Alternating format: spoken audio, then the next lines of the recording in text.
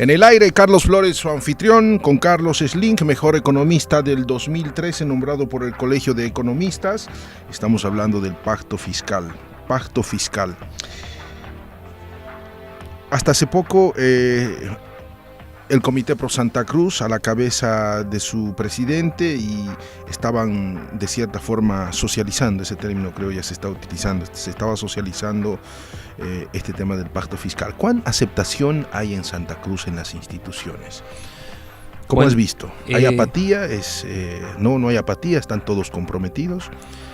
Si retrocedemos un poco a lo que ha estado pasando y cuál ha sido la ruta crítica del Comité Pro Santa Cruz, empezó a preocuparse obviamente desde el censo 2012, ¿no? Cuando hubieron problemas de la situación cartográfica de los departamentos, de las ciudades, para que tengamos buenos datos. Bueno, hemos tenido las consecuencias. Irregularidades que lo vimos por los medios. Así es, los medios nos han informado, hemos visto que ha habido una variación negativa de la cantidad de personas con relación al primer dato que se lanzó.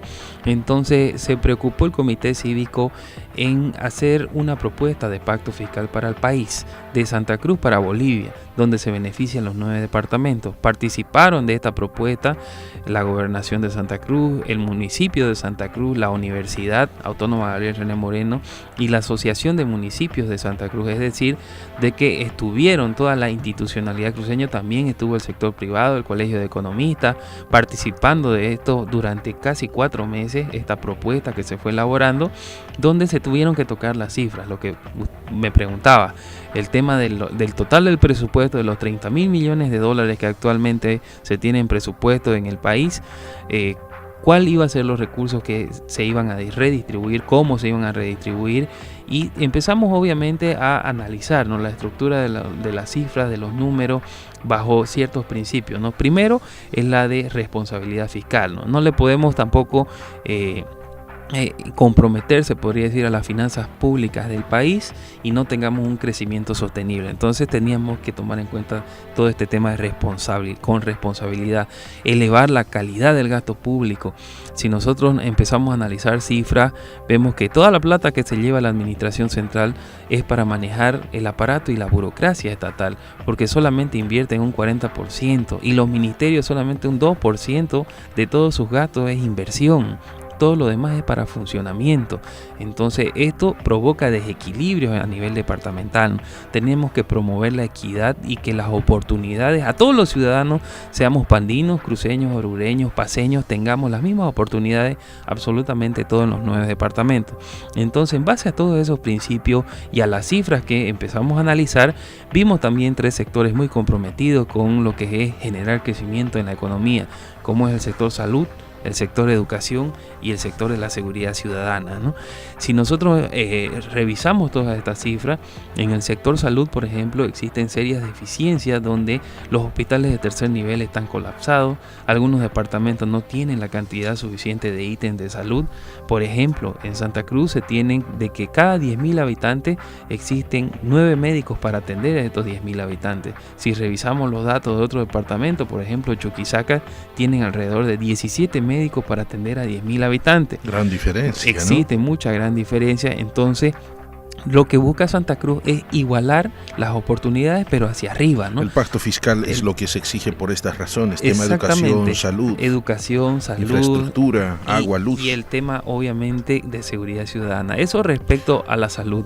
Revisando las cifras, por ejemplo, en educación, ¿no?, se tiene un 26% de la totalidad de los estudiantes de primaria y secundaria en el departamento de Santa Cruz, es decir, de 2.707.000 estudiantes, niños que tenemos aproximadamente, estamos hablando de 800.000 niños están en la ciudad de Santa Cruz que estudian en colegios fiscales, ¿no?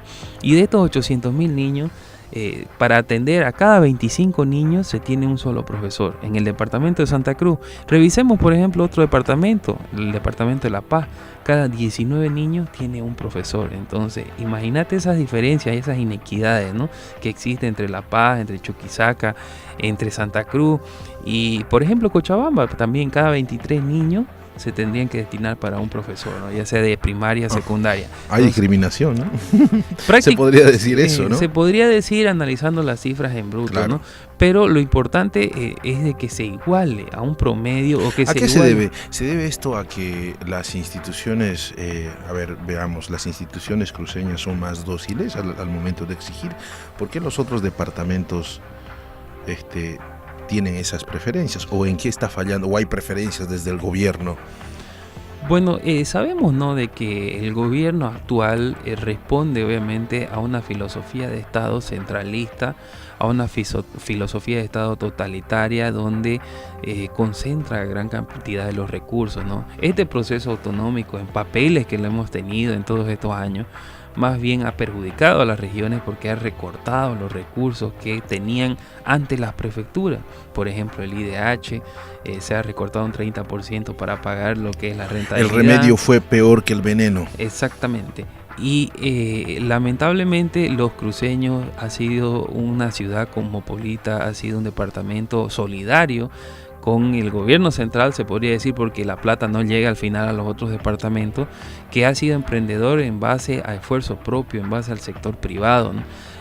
No hay que olvidarse que Santa Cruz genera el 70% de la seguridad alimentaria de los alimentos, 7 de cada 10 bolivianos come gracias a lo que produce Santa Cruz, el 45% de lo que es la ganadería, casi el 90% de lo que son los pollos, el 25% de los empleos los genera Santa Cruz. Estamos hablando entonces de un aporte del Producto Interno Bruto, de la totalidad de la riqueza del país, de un 30% dentro de lo que es el PIB, ¿no? Está casi 10.000 millones de dólares, ¿no?, que está aportando el departamento de Santa Cruz, ¿no? Entonces, como es un departamento que se ha preocupado por hacer trabajo, por hacer negocios, por emprendedurismo, por iniciativas privadas, por hacer empresa, estos temas fiscales los ha dejado a un lado, pero evidentemente ya la situación es insostenible, ¿no? Porque los hospitales, por ejemplo, de tercer nivel están totalmente colapsados. Tenemos niños, jóvenes, mayores, adultos que tienen que ir a dormir para poder tener una ficha ahí en la calle, que están siendo atendidos en los pasillos. Hay familias que se organizan para pagar los profesores, para tener un profesor para su hijo y le den educación. Y la seguridad ciudadana, Carlos, ni qué se diga, ¿no? Todos los días nos matan, nos asaltan. Y si nosotros empezamos a analizar, por ejemplo, la cantidad de policías que se tiene en La Paz con los que se tiene en Santa Cruz, por cada policía, un policía en Santa Cruz tiene que atender a 450 personas. Y sin embargo en La Paz un policía atiende a 160 personas. Da bronca esto, ¿no? Porque allá se tienen 16.000 policías y en Santa Cruz solo estamos bordeando los 5.000 policías. Evidentemente, ¿no? ¿Qué institución es la encargada yo sé que la institución, el Comité Pro Santa Cruz, ha estado en los últimos tiempos de cierta forma exigiendo o haciendo notar estas demandas, pero ¿qué otras instituciones están llamadas? No se ha visto movimientos de las otras instituciones. Bueno, en realidad el trabajo que se ha hecho ha sido obviamente apuntalado por el Comité Cívico, ¿no? El Comité Cívico ha aglutinado a toda la institucionalidad cruceña. Lamentablemente la universidad y el gobierno municipal no se han pronunciado tal vez de manera pública, pero sí ha coordinado en el trabajo técnico, ¿no? Porque esto ha sido un trabajo de más de 4 meses, con cifras, con datos, con escenarios que se han ido armando, con necesidades, con la constitución, la parte jurídica que te decía, la asignación de competencias. Se han estudiado los costos para atender cada una de las competencias. Por ejemplo, el tema de salud, que siempre lo redundamos, en los hospitales de tercer nivel, para ser atendidos los 6 hospitales se requieren 300 millones de bolivianos. Esta exigencia de un pacto fiscal al gobierno no es solamente en palabras, sino que primeramente se hace un estudio y con documentos se va a hacer esa demanda, ¿correcto? Así es, tuvimos obviamente que trabajar en esto. Yo formé parte justamente de esa comisión que trabajó junto al Comité Cívico, el licenciado Teófilo Caballero, Carlos Hugo Barberí, economistas reconocidos también que han estado trabajando, ¿no?, en toda esta propuesta. Revisamos todos los datos, el presupuesto, la parte fiscal, la parte institucional, los costos de las competencias, la parte jurídica, las trabas burocráticas. Como te decía, dentro de la propuesta se tocan 4 ejes fundamentales. Uno es el tema de distribución de recursos, quizás es el más importante, pero sin embargo un pacto fiscal no solamente se da con repartir dinero. ¿De qué me sirve, como te mencioné, tener más plata si no lo voy a poder utilizar? Lo que está pasando actualmente, ¿no? De que existen muchos saldos de caja y bancos de las instituciones territoriales autónomas, principalmente municipios, gobernaciones, universidades, si no tenemos mucha restricción en utilizar los recursos. La normativa presupuestaria, la normativa de la ley SAFCO no nos permite, la Marcelo Quiroga Santa Cruz, en fin, y por todos estos temores se están atrasando y estamos creando más burocracia en utilizar los recursos. Sácame de dudas, pero también este pacto fiscal exige eficiencia en poder las instituciones poder gastar el dinero que tienen. Por ahí creo que leí que, por ejemplo, Ciudad del Alto, de su presupuesto que tiene, no puede ejecutar un porcentaje considerable. Claro, la mayor parte de las instituciones públicas tienen problemas de ejecución presupuestaria, pero obviamente ahí hay varios tipos de problemas, Carlos. Uno que te lo estaba comentando hace un momento, el tema de la normativa. La normativa es muy restrictiva para el uso de los recursos. No estamos diciendo de que usen a gusto y placer las autoridades los recursos. Para eso existen instituciones que se dedican a los controles, ¿no? Como por ejemplo la Contraloría General del Estado, el Ministerio de Transparencia, en fin. En base a todas estas instituciones que tienen que realizar su trabajo, se asignan, ¿no?, los recursos correspondientes. Entonces, lo que queremos obviamente es que las regiones se beneficien con mayor cantidad de recursos, porque no estamos peleando recursos para Santa Cruz o para el gobernador o para el alcalde o para el rector. Son recursos institucionales que van a llegar a las regiones. Esto va a permitir paliar las demandas que tenemos en la actualidad. ¿Para qué te va a servir, por ejemplo, un pacto fiscal? Un ejemplo sencillo. ¿En qué le va a servir un pacto fiscal a un taxista? Un taxista va a poder llegar a lugares más alejados gracias a los pavimentos que construyen los municipios.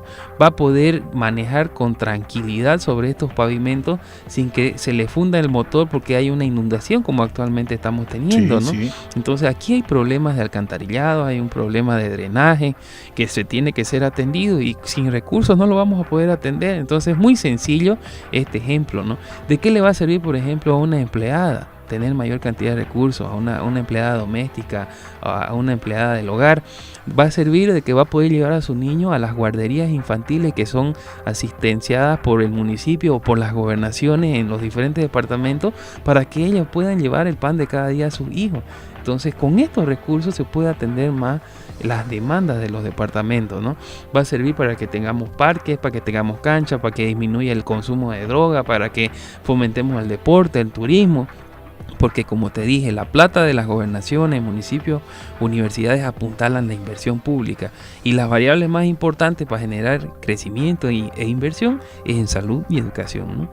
Eso es lo más importante, ¿no? Entonces todas estas disparidades geográficas, regionales, económicas se han analizado y es nuestro principal puntal, obviamente, de la propuesta del pacto, ¿no? Carlos, luego de la pausa, por favor, quisiera preguntarte: ¿se va a poder realizar este año un pacto fiscal con el gobierno, dada la cuenta que estamos en época preelectoral? Este año justo se viene el tema electoral, pero a todo dar. No sé ¿cómo ves la situación? Y cuán necesario e importante, una pregunta que no viene al caso, pero cuán importante es un pacto fiscal ya en este momento, ¿te parece? Perfecto. Vamos a la pausa, estamos con Carlos Schling, mejor economista del 2013 por el Colegio de Economistas, ya volvemos.